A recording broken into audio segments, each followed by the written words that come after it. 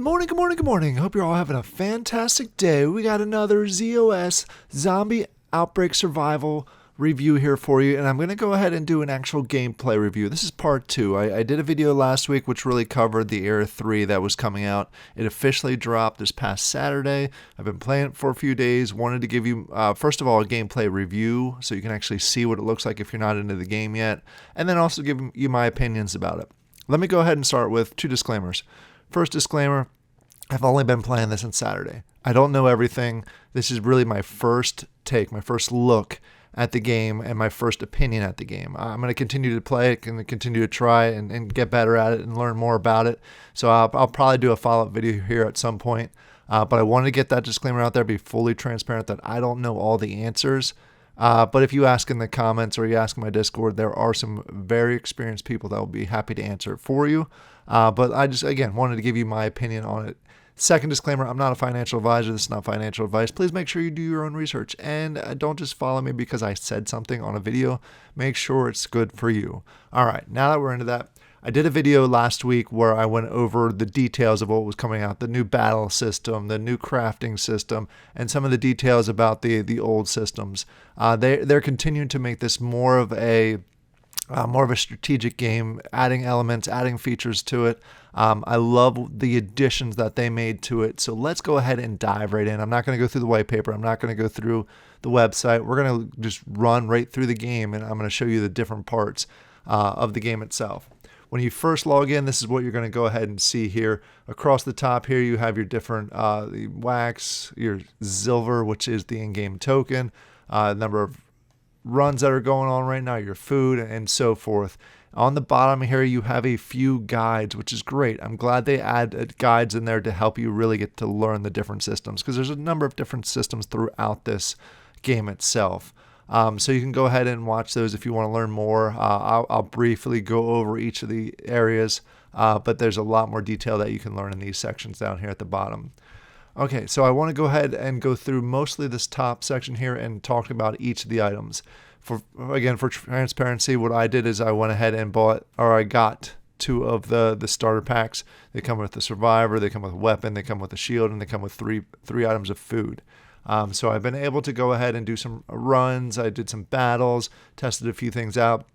I don't necessarily have enough to do the crafting yet, just because it does take some time to earn the materials or build up the materials. But I'll show you that section here during this video. But let's start off with what was in place before Saturday. What was the core or the initial items that they had available in the game? That was the runs. This is where you could go run and get food. You could go get different items depending on how long you went with it.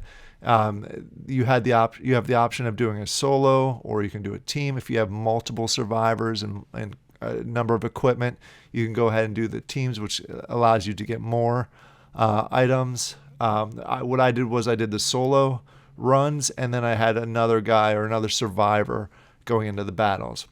So what I'm going to go ahead and do is I click on the solo here. I did run this. This was a 12-hour mission, and I wanted to claim it as part of the video so you can see what it looks like, and then I'll show you how you actually run a mission. We're probably not going to run a mission because I want to save my survivor to go over to the battle side to show you 2 survivors in the battle side.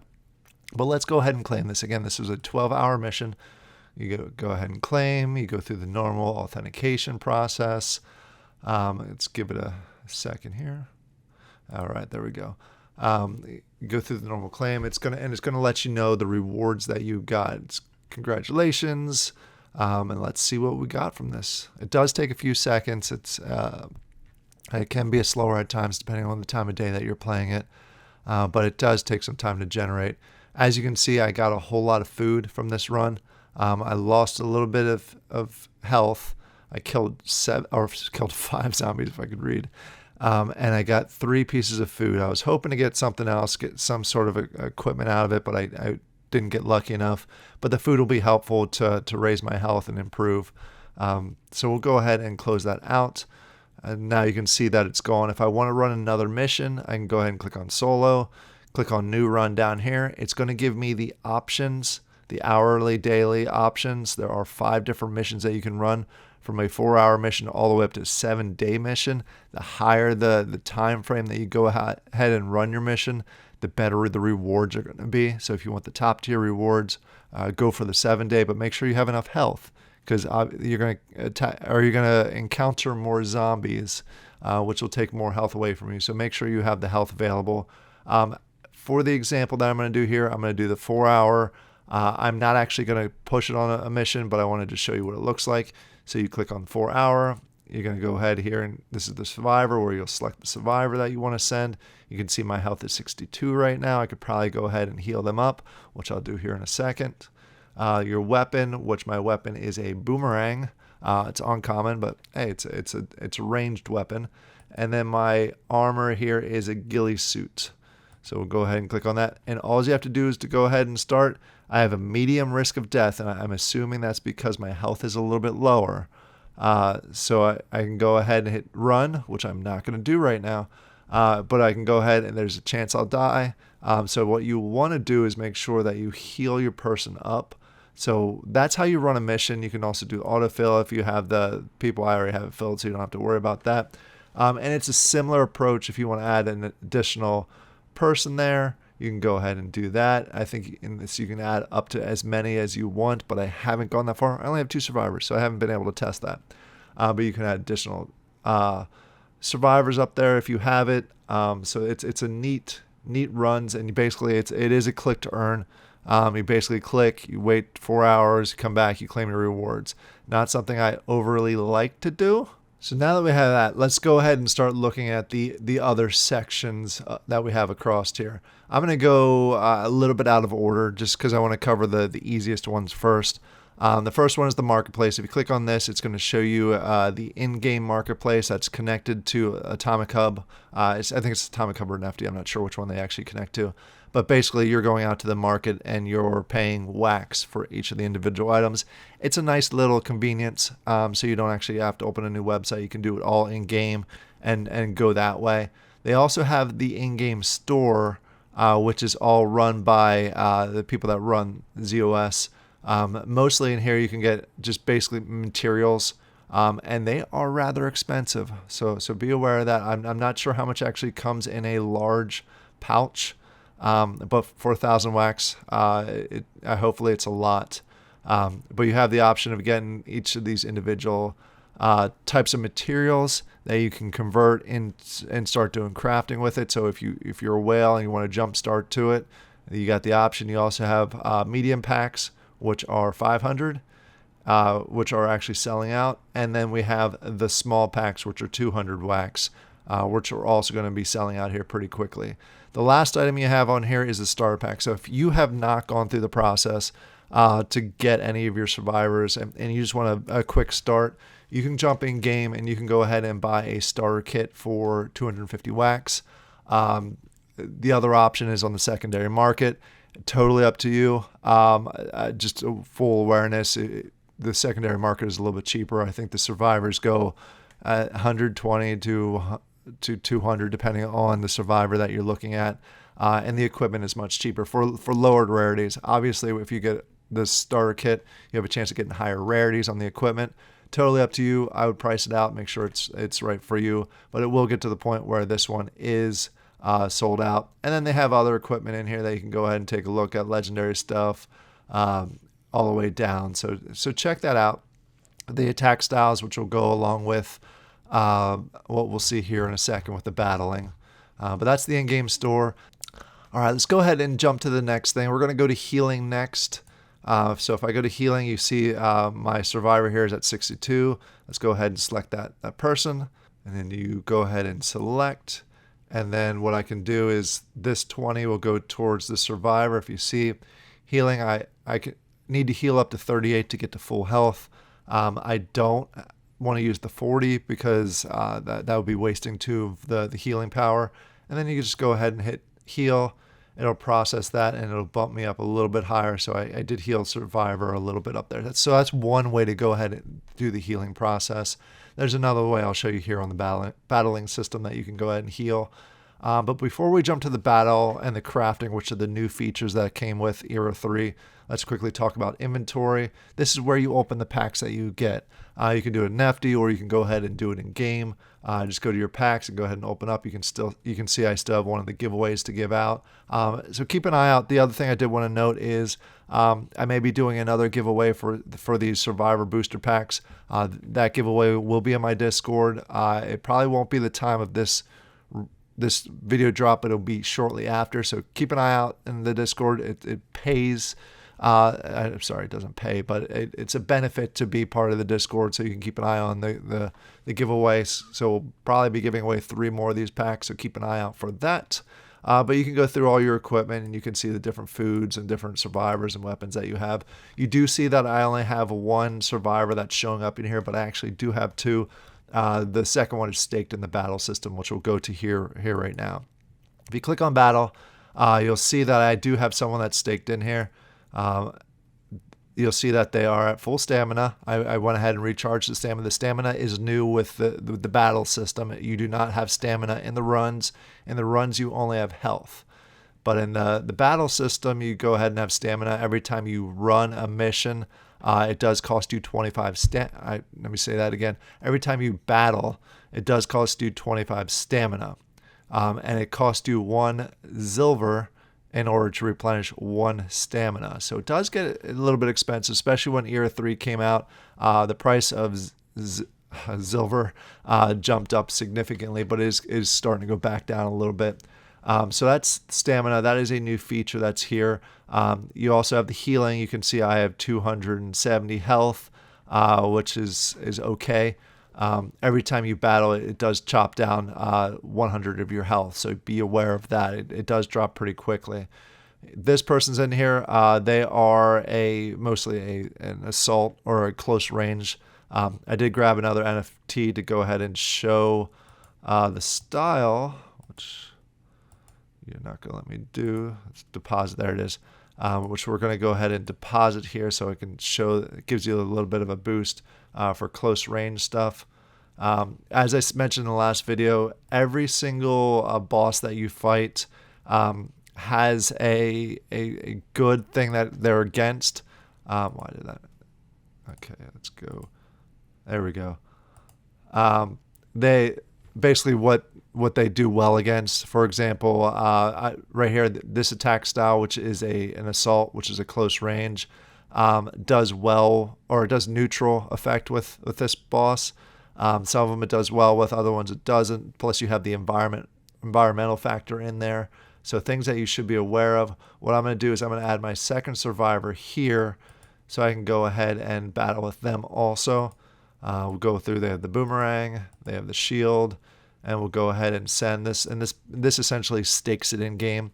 And in order to do the battling or even the runs, the 3 things that you need is you need a survivor, you need a weapon, and you need a shield. So that's the bare minimum that you need to go ahead and play the game itself. And you can get that in the starter pack or in the secondary market, like I mentioned before. So we have this person who is super effective because they are the assault style. So what you want to do is when you're running these battles, every time you run a battle, the boss and the environment's going to change. Sometimes it will change. Most of the time it changes. Sometimes it's the same.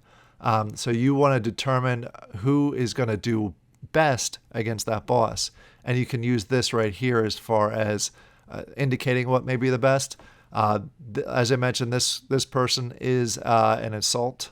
I'm sorry, this person's a ranged fighter, and this one is a close range fighter. So we'll go ahead and use this one just because it's super effective. And what my reward type is going to be for fighting the sister boss is metal, Z metal. You need 100 Z metal in order to convert that into craftable materials. So what we're going to go ahead and do is we're going to go ahead and click on battle. All right, we will go ahead and do another battle here. And you'll see that slot 1 is fighting Hush, which is mostly an assassin style in the airfield, which is not very effective. My slot 2, since she's long range, she's fighting the hospital, which is also not super effective. And you can see that the damage that I'm taking is kind of brutal here. So it's a bit of a challenge. You'll see that this one is less damage than the first one or the second one because she has an assassin suit on, which will show right here. I'm sorry, ninja suit, which has better defense, which is why the damage that she's taking is less. So we'll go ahead and do one more battle just to show you that. You'll see that she's going to probably go down to 70, and she's going to go down to 200. So it is pretty brutal as far as the damage that they take. And it's not a ton of rewards, but I guess that's the point of it. They're trying to not over reward people. You can see that I got 9.3 Z stone in slot 1, and slot 2 I got 3.7 Z metal. And the challenge that I got here, you see I'm down to 200, 150 stamina. And then here I'm down to 70, as I mentioned I was going to be. So you just keep battling. The only way that you can take your survivors out is if they're at full health, full stamina, which does cost a little bit. So be aware of that. Essentially, when you're going into battling, you're kind of committing them to battling until you can actually regen all the stamina, which does cost silver and that food that I mentioned. For example, we're going to go ahead and heal this one. And you just click on the heal button at the bottom. You click on the fruit basket. Click on one, and it's going to use that, and just hit confirm, and you see I'm going to jump back up to 110 for my health, which allows me to go ahead and do another mission here. This guy is at 200, which if I go ahead, I'm most likely going to die, and then I have to go over the graveyard and go ahead and pay. So we'll hold off on that. Actually, I can go ahead and do a heal, which we'll heal this one, just so I can show you one more of the battles. I should have done that. So I can show you one more of the battles, and then we'll go ahead and move over to the crafting. Just give you an idea of what the crafting looks like. So now I have 210 health. We'll go ahead and battle them all, and we will show the rewards from that is now Z stone. You see my slot 1's getting a whole lot better rewards than my slot 2. There we go. We have that down. I actually didn't take any damage there, which I'm a little surprised from both of those. So that's nice that I didn't take damage there. Let me go ahead and refresh. Sometimes I don't want to go ahead and press it again when it didn't. There we go. Yeah, it did take damage. Okay, that's what I was afraid of. I wanted to go ahead and refresh. It didn't show the damage right away because it is a web-based game. So be aware of that. Just keep an eye on. Make sure you know where your situation is.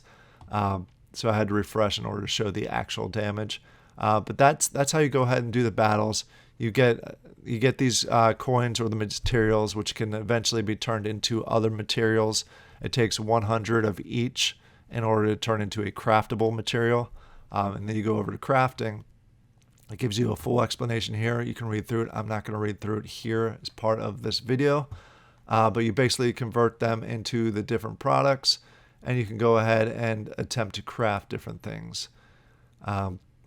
Right now, like I said, I don't have enough to go ahead and build because I only have 21 Z stone, and you need 100 in order to do it. So unfortunately, I can't show you that process right now. But you can go ahead, you can scrap different items, which I don't have because I didn't get any from the runs yet.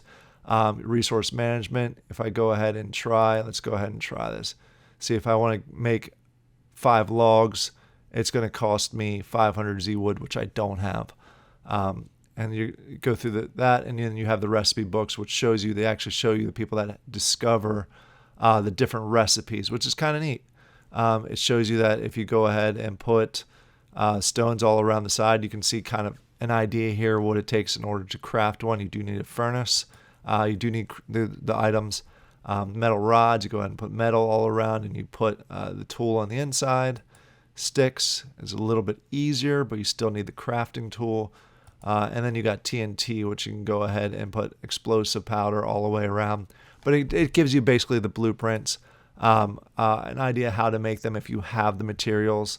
And then all these that are showing up as crafting.zos, they have not been invented yet. Actually, if they have been invented, I'm sorry. This shows you how to craft the different tools that you need in order to craft these. So you basically need 3 wood across, 3 stone across, and 3 metal across, and you can craft the tier 1 crafting tool. and so forth down the crafting tool. What I meant to say is there's a lot of unknowns in here that if you're the first one to discover how to do the unknowns, you get credit for them, and you get the inventor packs. I mentioned that in the last video also. So it pays to go ahead and try and just explore different things that you can go ahead and craft if you have the materials available.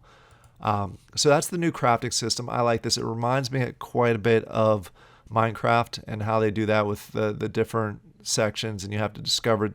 You used to have to discover different recipes. Now they give it all to you. But it's neat that they give the rewards for those that go out and experiment with different recipes. I think that's neat, a neat new addition. All right, let's go ahead. I gave you, like I said, a high-level brief overview of the game and how the gameplay works. Let's go ahead and give you my opinions on it. I've mentioned this before. I'm glad they're adding additions. I'm really big fan of zombie survival games, and this is starting to get to the level of what I was hoping it would be. I'm hoping they continue to build on this. I like that they added the battling and the crafting. I mentioned before, the crafting's my favorite part. The challenges that I see is battling's expensive. It's 1 silver in order to refresh 1 stamina. So I went through the process. I got 250 of the stamina. Of the silver off the Outcore market before I started this video. And it cost me about 18 wax in order to do that. And again, the coin price fluctuates, so that'll go up and that'll go down.